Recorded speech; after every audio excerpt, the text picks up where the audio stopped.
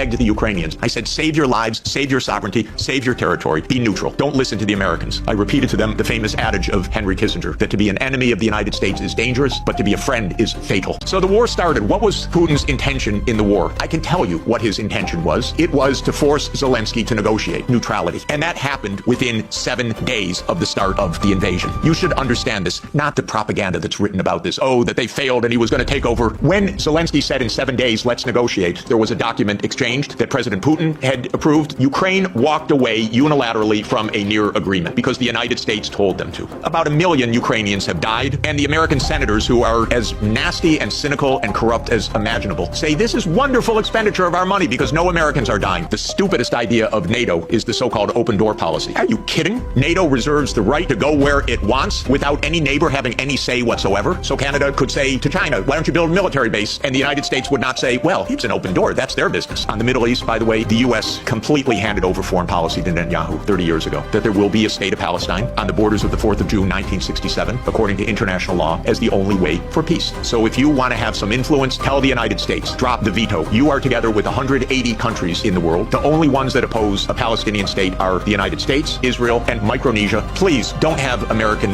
officials as head of Europe. Have a European foreign policy.